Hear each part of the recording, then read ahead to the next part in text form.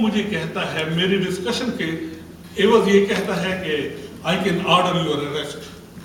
میں نے صرف اتنا کہا تھا کہ ہم سارے پنجابی ہیں یا سندھی ہیں یا پٹھان ہیں یا بروئی ہیں، سارے ایک ساتھ رہ سکتے ہیں، اور اگر ہم پاکستان بنا سکتے ہیں تو ہم اس کے مسائل کے حل کرنے کے اہل بھی ہیں، اور یہ جو فوج درمیان میں سے نکل گئے تو یہ کام ہو سکتا ہے۔ تو پتہ ہے انہوں نے کیا کہا؟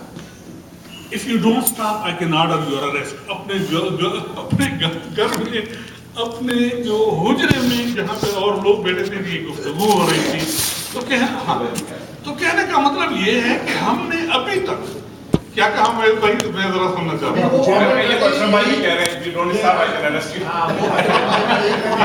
اچھا، یہ کہ مجھے اریسٹ کرنے جا رہے ہیں، میں دیکھ رہا ہوں ایک آنکھ سے۔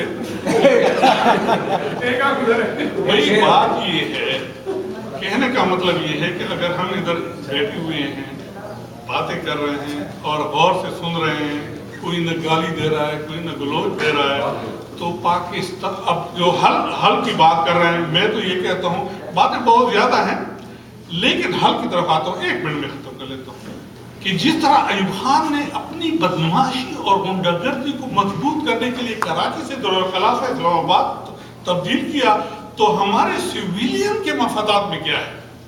ہمارے سویلین کے مفادات میں یہ ہے کہ اسلام آباد سے دارالخلافہ تبدیل کر کے کراچی کر دیں۔ اسلام آباد والی بدمعاشی جب تک ختم آپ نہیں کریں گے، آپ کا منتخب بندہ ایک میجر، ایک پستول، یہ کافی ہے۔ میں آپ کو صحیح بات بتا رہا ہوں کہ ہمارا قبلہ صحیح نہیں ہے۔ ہم نے اس فوج کو اس لیے کہ اسلام آباد میں بہت ساری چیزیں ہوتی ہیں، شراب بھی پی جاتی ہیں، مجرم بھی کیے جاتے ہیں، ساری چیزیں جو ہے کی جاتی ہیں، اس کی بنیاد پہ آپ فوج کو دعوت نہیں دے سکتے۔ کراچی کو دارالخلافہ بناؤ اور ان بدمعاشوں سے دور رہو۔ اور ایک دوسری نصیحت آپ لوگوں کو میں کرتا ہوں، مذاق نہیں ہے، سیریس ہے۔ اچھا یار کون مجھے 2 منٹ اور دے رہا ہے؟ ڈاکٹر صاحب 2 منٹ بس اور۔ ڈاکٹر صاحب رانا صاحب کہہ رہے ہیں کہ دارالخلافہ کراچی کی بجائے وزیرستان لے لیں۔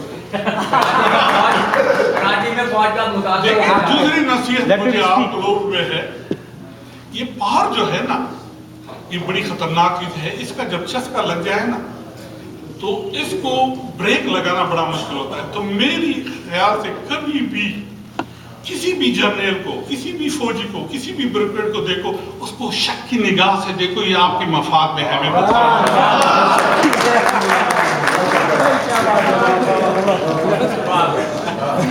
شک کی نگاہ سے دیکھو، یہ اچھا نام لگا ہے کراچی کی اچھی بات ہے، شک کی نگاہ سے دیکھو۔ خواتین آزاد یہ تھے ڈاکٹر شفیق۔ خواتین آزاد ہمارے لاسٹ 2-3 اسپیکرز نے اتفاق ایسا ہے کہ ان کا نمبر ایسے آگئے کہ وہ سارے ڈکٹیٹرز کے خلاف بولتے رہے، یا ان کا نظریاتی طور پہ ڈکٹیٹرز یا فوجی حکمرانوں کے خلاف رہے۔ لیکن میں ایک اور ویو پیش کرنا چاہتا ہوں، اس کو بھی ذرا سن لیجئے، دیکھیے، انالائز کیجئے، اسی لیے ہم آج یہاں جمع ہوئے ہیں۔ قوم ترقی اس وقت کرتی ہے جب اس کو ایجوکیشن دی جاتی ہے، تعلیم دی جاتی ہے۔ بغیر تعلیم کی کبھی کسی قوم نے ترقی نہیں کی ہے۔ یقیناً اس کے کئی پہلو ہیں، کئی تھیوریز ہیں، کئی راستے ہیں قوم کو تعلیم دینے کے، اس کو کئی طریقوں سے تعلیم دی جاتی ہے۔ میں ایک بات شارٹ کرتے ہوئے کہتا ہوں کہ انڈیا کی آبادی دنیا کی 17.4% آبادی ہے اور $4 ٹریلین کی اکانومی ہے اس کی۔ چائنا کی آبادی 19.1% آبادی ہے پوری دنیا کی، اور $8 ٹریلین، ایگزیکٹلی ڈبل اس کی اکانومی ہے۔ انڈیا اپنے 1 ٹریلین ڈالر کی اکانومی ہے اور $8 ٹریلین ایگزیکٹلی ڈبل اس کی اکانومی ہے۔ انڈیا اپنے 1 ٹریلین ڈالر کی اکانومی ہے اور $8 ٹریلین ایگزیکٹلی ڈبل اس کی اکانومی ہے۔ انڈیا اپنے بجٹ کا 3.1% ایجوکیشن پہ خرچ کرتا ہے اور چائنا 2.5% خرچ کرتا ہے. پرسنٹیج وائز کم خرچ کرتا ہے، لیکن اگر پر کیپیٹا کیلکولیٹ کریں گے تو چائنا زیادہ کر رہا ہے انڈیا کے بنسبت.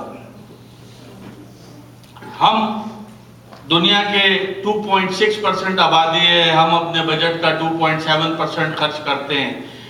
اب دیکھیے دو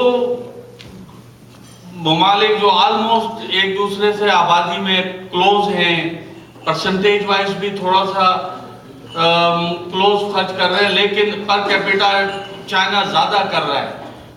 ابھی نیو یارک ٹائمز کی ایک رپورٹ تھی کہ اس اپریل میں H1B ویزاز ایشو ہوں گے پروفیشنلز کے لیے، اس میں سے مور دین 50% آلریڈی انڈیا کے لیے کمیٹڈ ہے.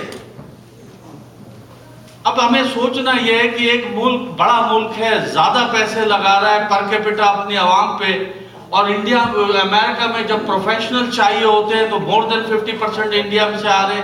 کیا کیا ہے انڈیا نے؟ کیا وہ چیز کر رہا ہے جس کی وجہ سے اس کی اتنی مارکیٹ بڑھی ہے؟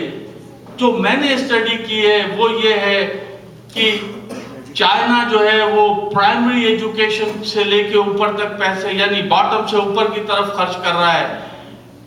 انڈیا نے اپنی ایجوکیشن کو ٹارگٹ کر دیا ہے، اسپیشلائز کر دیا ہے آئی ٹی کی طرف اور اسپیشلائز فیلڈ کی طرف.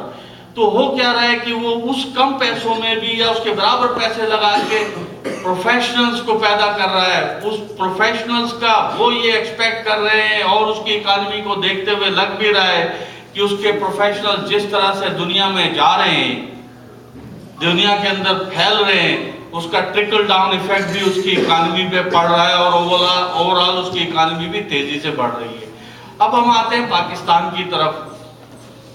پاکستان میں ہم جب سے بنا اس کے بعد سوائے ایک پیریڈ کے میرے ذاتی خیال کے مطابق ہم نیچے سے اوپر کی طرف پیسے لگاتے رہے، پرائمری ایجوکیشن پہ خرچ کرتے رہے، سارا کیا. رزلٹ ہمارے سامنے، اس میں تمام لوگوں نے یہی فارمولا اپنایا کہ جناب قوم کو ایجوکیٹ کیجئے. ایک ڈکٹیٹر آیا پرویز مشرف، اس نے زیادہ پیسہ ہائر ایجوکیشن کمیشن کے اندر ڈالا. آپ جا کر کے وہاں یونیورسٹیز میں پوچھئے، میں جانتا ہوں، میں وثوق اس سے کہہ رہا ہوں، بہت رسپانسبلٹی کے ساتھ کہہ رہا ہوں کہ اس کے زمانے میں ملک سے بے انتہا لوگ پی ایچ ڈی کرنے تمام ممالک گئے، باہر کے ممالک گئے. ملک کے اندر کراچی یونیورسٹی کا میں بتاتا ہوں اور بہت ذمہ داری سے بتاتا ہوں، ان کے پاس اتنا فنڈ تھا کہ وہ جس بھی ریسرچ پروجیکٹ کے لیے پیسے چاہتے تھے وہ اویلیبل ہوتے تھے. پھر ہماری جمہوری حکومت آئی، اس نے وہ پیسے، میں پی پی پی بیشنگ نہیں کر رہا، لیکن اس نے وہ پیسے ہائر ایجوکیشن فنڈ سے نکال کے بے نظیر بھٹو انکم سپورٹ میں ڈال دیا. ہمیں ڈیسائیڈ یہ کرنا ہے ایز اے قوم کہ ہمیں آگے بڑھنے کے لیے کیا ہمارے پاس اتنا وقت اور اتنا فنڈ ہے کہ ہم قوم کو نیچے سے اوپر لے جائیں یا اوپر کو ٹارگٹ کر کے اس کا ٹرکل ڈاؤن ایفیکٹ لیں. میرا اگر ذاتی خیال اس میں ہو تو ڈاکٹر شبیر آپ رائفل وغیرہ تو نہیں ہے، میرا خیال یہ ہے کہ جنرل مشرف کی approach was better in this case. کچھ کال تو نہیں ہے نا؟ تو بہرحال یہ میرا اپنا ایک اوپینین تھا، آپ لوگ ہو سکتا ہے اس سے اتفاق کریں یا نہ کریں، لیکن یہ سوچنے کے لیے ضرور ہے.